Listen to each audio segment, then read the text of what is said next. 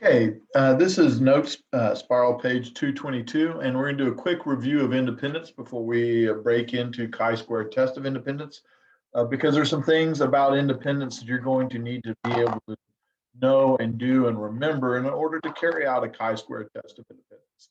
So first off, independent events are events that do not rely on each other, and there's several ways we can test the way something is independent.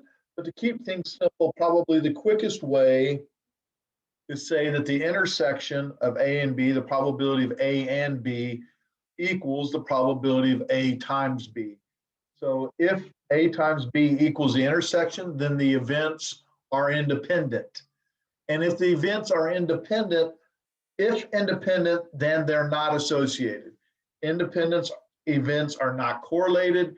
Independent events are not related. So if the events are independent, there is no relationship. All right. And think about dating. If you're independent, you're not in a relationship. If you're in a relationship, don't act independent or you're going to get in trouble. It's going to go rough for you. All right. So we refer to this as the multiplication principle. And it's probably the easiest way. It's not the only way. And there are other ways, and we'll talk about them, not in this video, but in our review on testing independence. Once again, you've got to know the probability of A times B equals the intersection. All right. Graphically, and if we were showing it graphically, they would be proportional. Here it says the segments will be the same size, but the main thing to remember is proportional.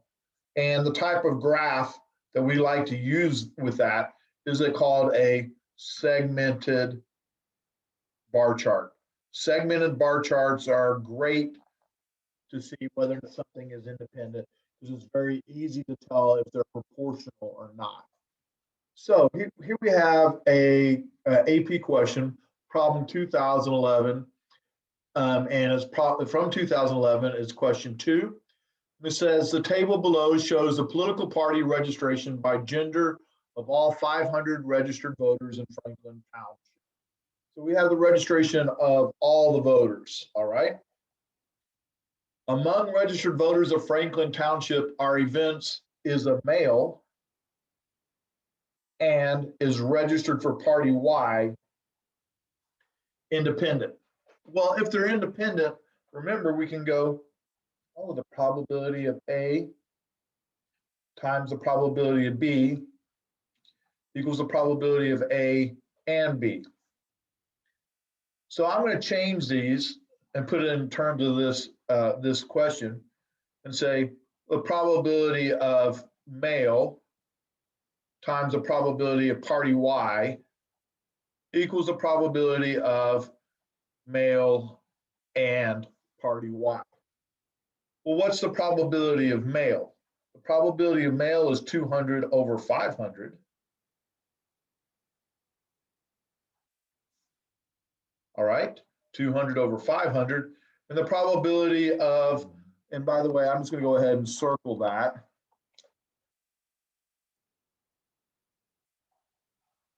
So that's the probability of male. And then the probability of party Y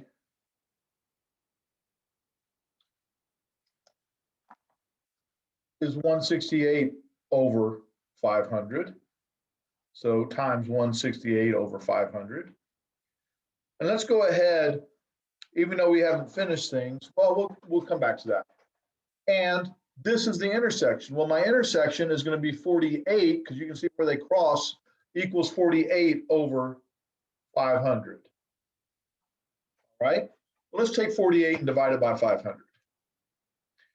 48 divided by 500 equals 0.096. Awesome.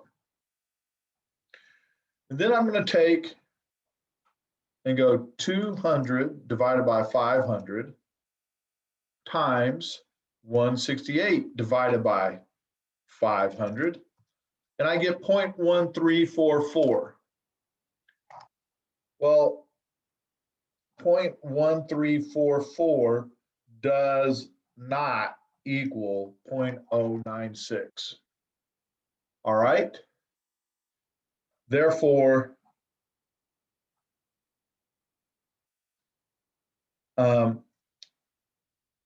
the events being a male and party Y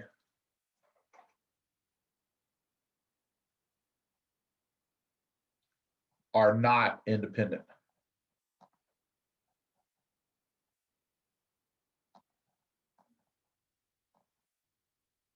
So real quickly, we just determined they're not independent. Not independent. Which means they are dependent. You're like, well, that's a duh. They are associated.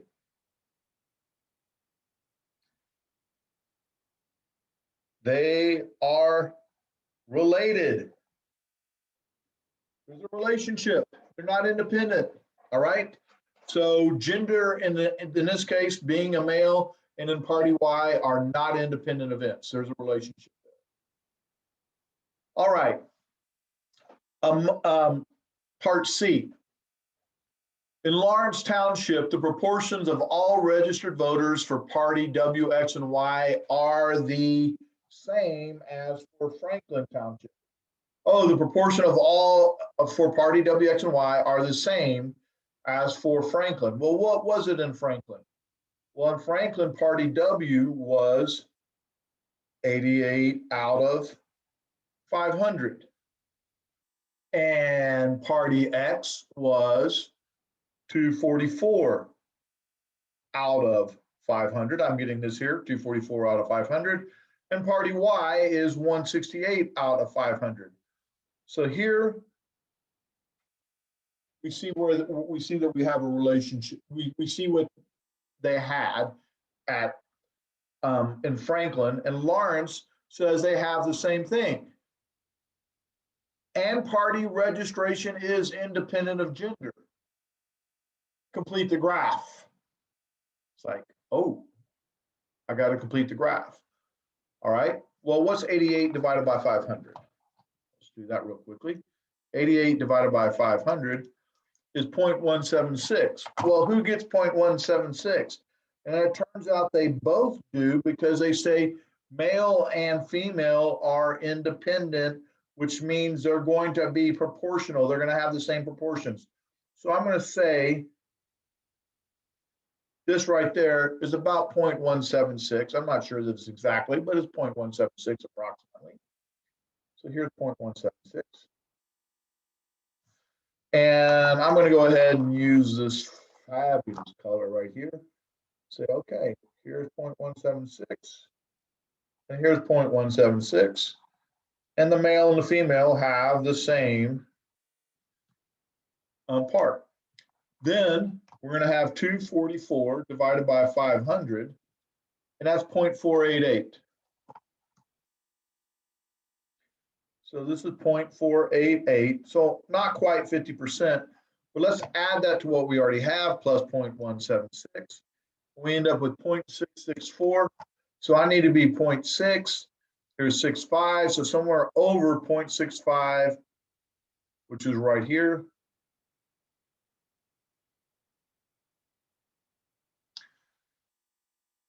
And from here to here is about 48.8%.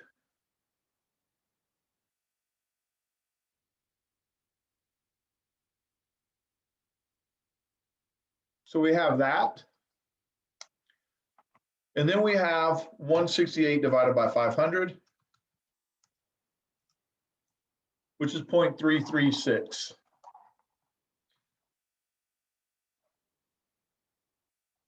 So about 33% belong to party Y, 49% belonging to party X, and about 17.5% belonging here. And I thought I had another color, and I do. Not very good contrast. Let's see if we can get a better contrast, because it needs to be pretty. Yeah, that's gorgeous. Yes, you love that. I know you do. All right. And so then when I add 0.336 to the 0.664, I get one whole. So I've used up the graph.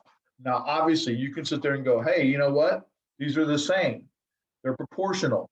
These are the same. Proportional, proportional. Because they're proportional, they're independent. And once again, a segmented bar chart is a good way to show, graphically, to show independence. All right, continuing on using the multiplication principle. This is on page 223. And suppose A equals speeding violation in last year and B equals car phone user. If A and B are equal, then the intersection equals A times B. All right. So with this said, let's go ahead and complete the table. And what they told us is out of the 755, 70 had a speeding violation. So 70 got a speeding ticket. 685 didn't. 305 were car users and 450 were not car users. All right. So let's complete the table as if they were independent, or what we would expect if they were independent. So what we would expect is we would expect to have to go, all right, this one is going to be this times this divided by 755. So, and I hope I can write this small enough. I'm going to try. So 305 times 70 divided by 755 equals, let's multiply that out real quickly.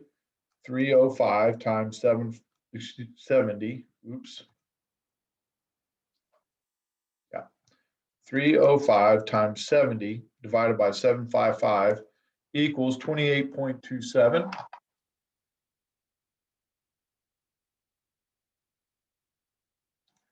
I just rounded it. Here, 305 times 685 divided by 755. So 305 times 685 divided by 755 equals, so 305 times 685 divided by 755 equals 276.72. And if I did everything right, and I'm going to just go ahead and check it, I should be able to add 28.28 plus 276.72, and it equal 305. It does. All right. And or it's going to work within rounding. Here we're going to have 450, and we're going to multiply it by 70 and divide by 755. So 450 times our 70 divided by 755 equals 450 times 70 divided by 755 equals 41.72 within rounding. All right. And then 450 times 685.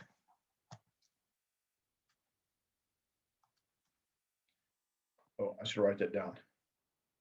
450 times the 685 divided by the 755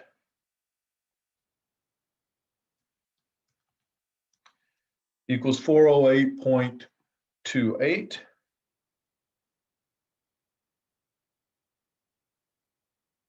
And this plus this should sum up to that, and they do. All right. So if they're independent, this is what I would expect. So this times this divided by this equals this. So the marginal times the marginal divided by the total. Marginal times the marginal divided by the total. Marginal times marginal divided by the total. Marginal times marginal divided by the total. All right, so that's what's happening. All right. So we are expecting about 28 people from the sample are expected to be car phone users and to receive speeding violations. And in a test of independence, we state the null in terms of, we state the null and alternative in words. And this is going to be true, just like for the goodness of fit test, this is also going to be true for the test of independence. So we should be saying, being a car phone user and receiving a speeding violation are independent events. And by the way, do this, always state it for independent, and then are not. This way you get to start off, you get to keep using the equal and the not equal way we've been writing our null and alternative hypothesis. You're going to need to be able to show this work, all right? Most of the time our calculator will be doing it behind the scenes, but every now and then you're going to have to solve it by hand. So make sure you understand that marginal times marginal divided by the total, etc. If the null hypothesis were true, we'd expect 28 to be car phone users and to receive a speeding violation if we had a sample of 755. If we had a sample of 755 and they were independent, we would expect about 408 to not receive a speeding ticket and to not be using car phone to not be using the car phone. So back to the chi-square test of independence, and this is really brief because we'll start the next in the video. It's a hypothesis test looking to see whether two factors are independent, all right? Whether or not there's an association. And we have some very key words, and the key words are independence, association, relation, and dependent. If they want to see if they're independent, associated, related, or dependent, it's going to be a chi-square test of independence. And please make it independent and not independent. Yes, some people make it with association. Some people make it with dependence.